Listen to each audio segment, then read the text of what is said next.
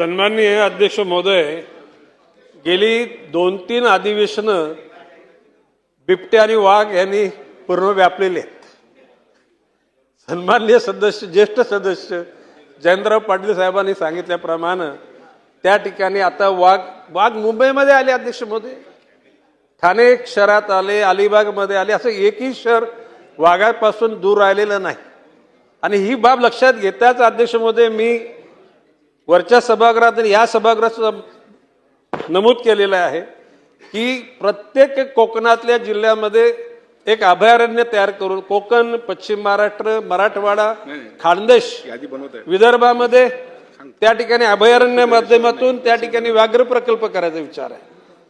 नमुना पण मी तयार केलेला आणि मी मागे आपल्याला नमूद केल्याप्रमाणे वाटचाल वन विभागाचे पुस्तक लवकरच जयंत पाटील साहेब आपल्या सादरी येणार आहे. त्याच्यामध्ये एकूण प्रत्येक जिल्ह्यामध्ये किती क्षेत्रामध्ये अभयारण्य केलं जाईल, त्याची जडणघडण कशी असेल आणि साधारणपणे 60 फुटाचे बांबूची रोपं लावून त्या ठिकाणी बंदिस्त केलं जाणार आहे.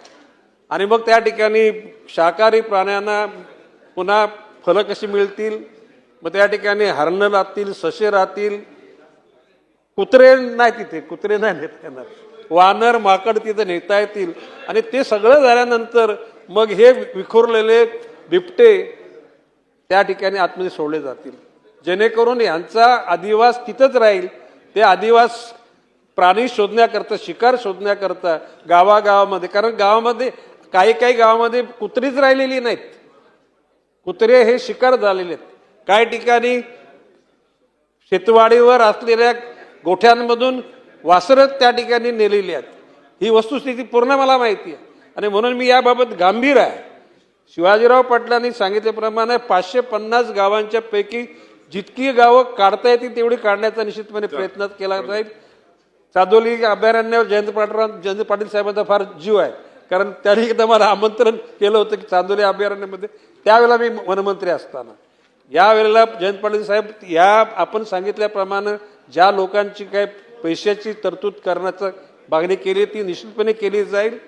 भविष्य काळामध्ये वाघांचा आणि बिबट्यांचा त्या ठिकाणी जनतेला सुद्धा भीती राहणार नाही अशा प्रकारची आपण योजना आखत आहोत.